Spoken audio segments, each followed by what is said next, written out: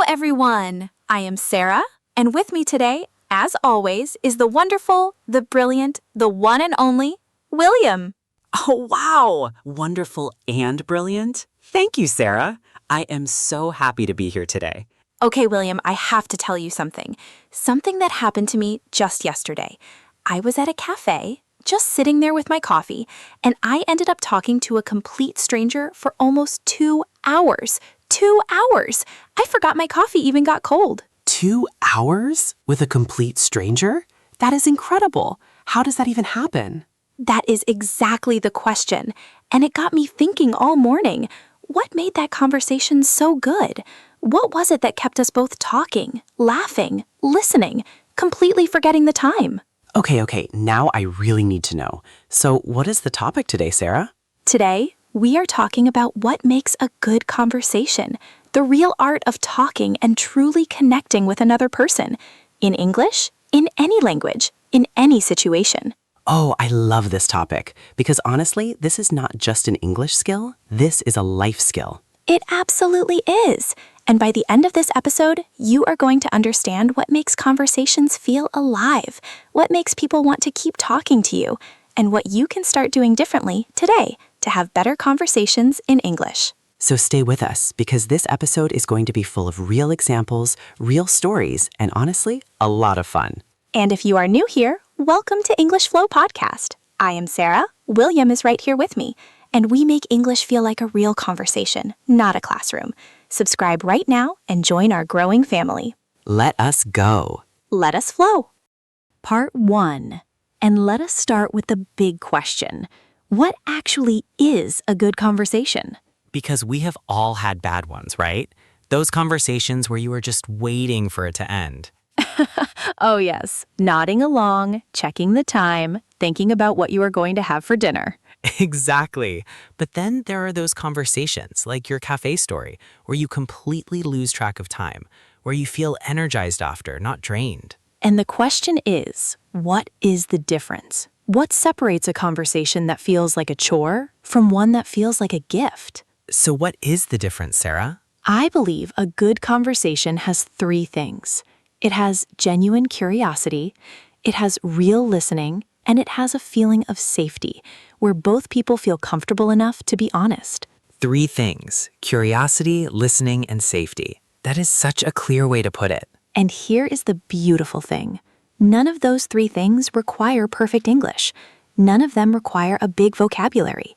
They are about attitude, about how you show up in a conversation, not just what words you use. So even if your English is still growing, you can have amazing conversations right now, today, if you bring these 3 things. Curiosity, real listening, safety. Let us explore every single one. Part 2. Ingredient number 1. Genuine curiosity. And I want to start with a little challenge. Uh-oh, a challenge already? A fun one. Think about the last conversation you had. Were you genuinely curious about the other person, or were you mostly thinking about what you were going to say next? Oh, if I am being completely honest, sometimes it is definitely the second one. I am already forming my next sentence before they've even finished their thought. We are all guilty of that. But here's the thing. People can feel it. When someone is genuinely interested in you, you feel it. And when someone is just waiting for their turn to speak, you feel that too. It's like the difference between someone who is looking at you and someone who is looking through you. Perfect way to describe it. And genuine curiosity shows up in such simple ways. In the questions you ask, in the follow-up questions, the ones that show you are actually listening. What do you mean by follow-up questions? Okay, imagine someone says, "I've been really tired lately." A person who is not curious just says, "Oh yeah, me too." But a person with genuine curiosity says, "Really? What has been making you tired? Has something changed recently?" One response closes the conversation. The other one opens it right up. Exactly. Follow-up questions are the most powerful tool in any conversation. They say, "I heard you. I'm interested. Tell me more." And in English, some of the best follow-up questions are, "Tell me more about that. What do you mean by that? How did that make you feel? What happened next?" All 4 of those phrases are conversation gold. They are simple, they are warm, and they make the other person feel genuinely valued. Tell me more about that is probably my favorite phrase in the entire English language for conversations. Mine too, because it works in every situation, every topic, every language level.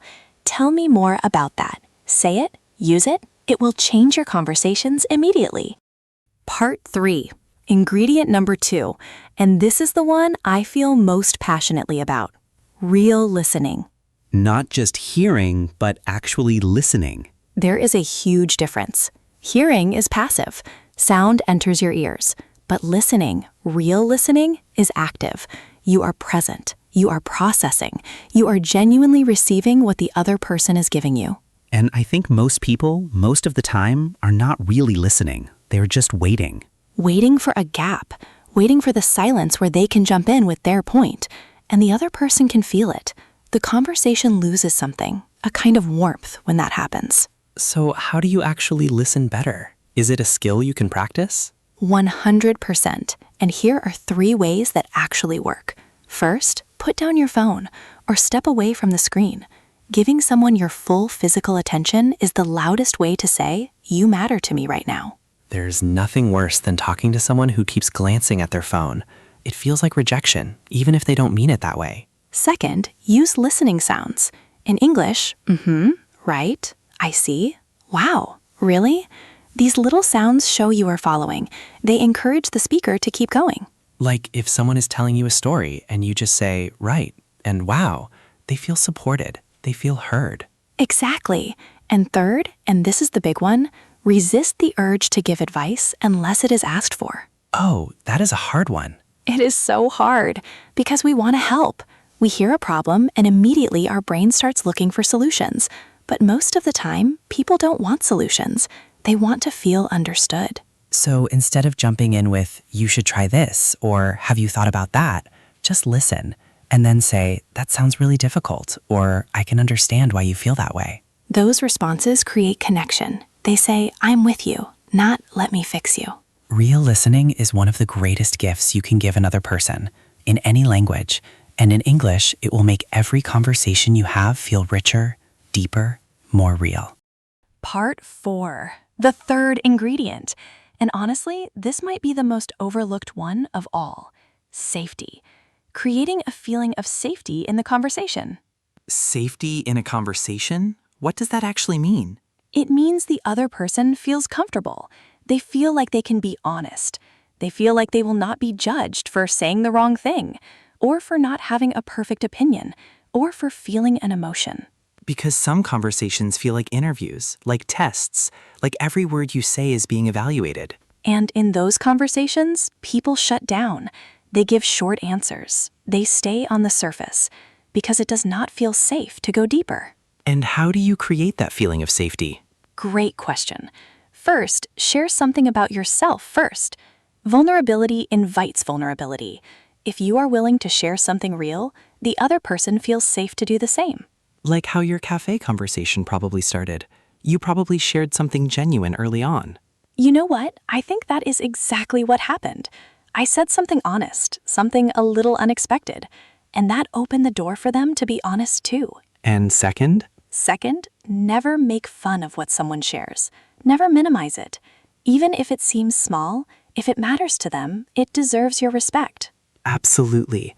Nothing closes a conversation faster than someone feeling mocked or dismissed. And third, use affirming language. Simple things like, that is a really interesting way to look at it, or I haven't thought about it that way before. These phrases tell the other person your perspective has value here.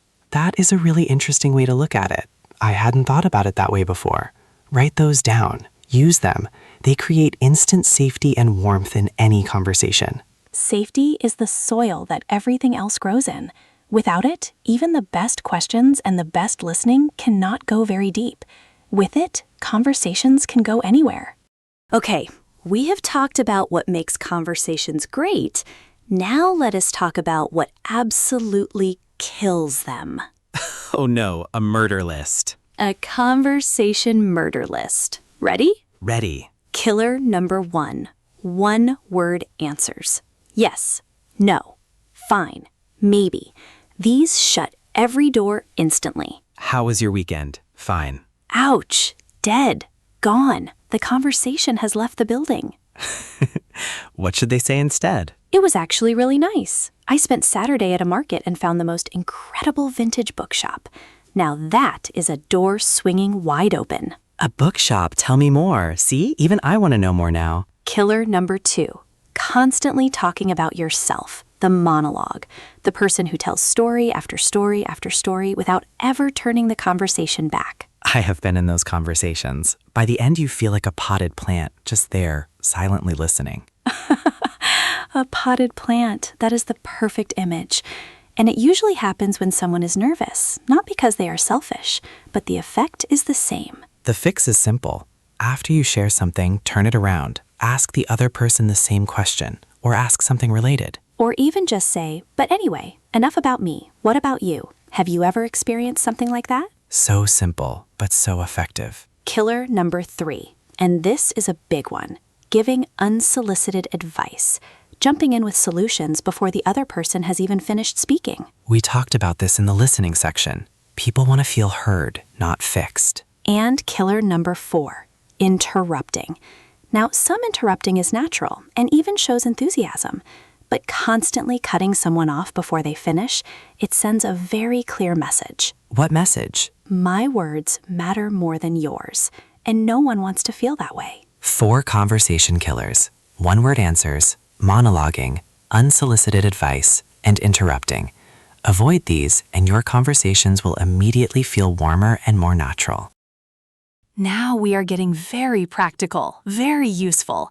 Phrases, real English phrases that make conversations sparkle. Yes, give us the phrases. Okay, first group, phrases to show you are listening and engaged.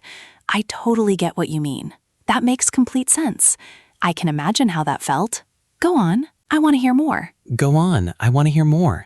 Oh, that one feels so warm and encouraging. It is. It is like a green light for the speaker. Keep going. I am here. I am interested. And what is next? Second group, phrases to share your opinion without closing down the conversation. I could be wrong, but from my experience, I see it a little differently. What do you think?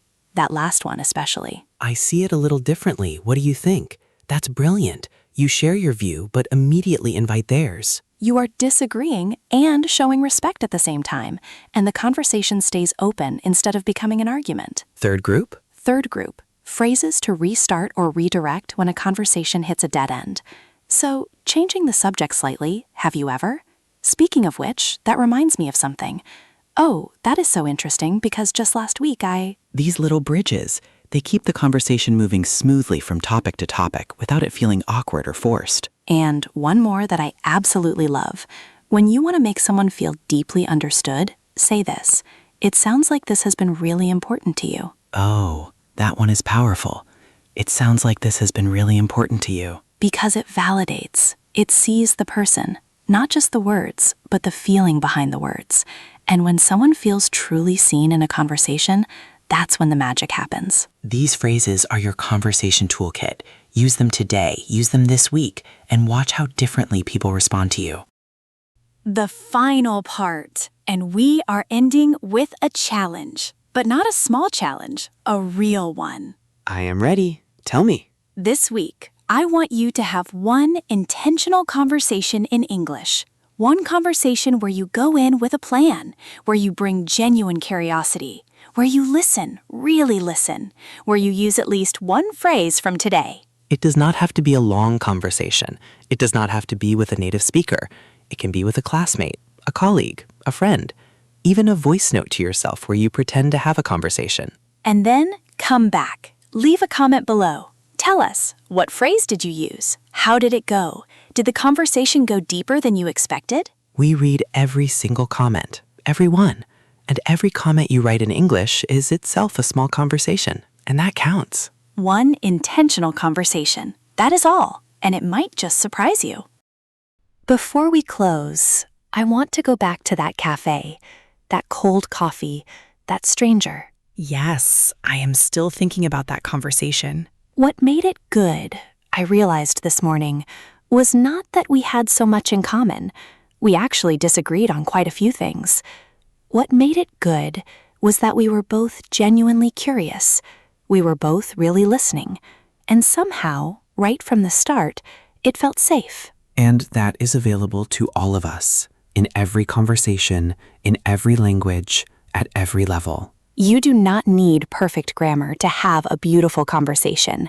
You need genuine curiosity, real listening, and a feeling of safety. Those three things, they transcend language. They transcend level. They are just human. So go out there and be human. Ask real questions. Listen with your whole self.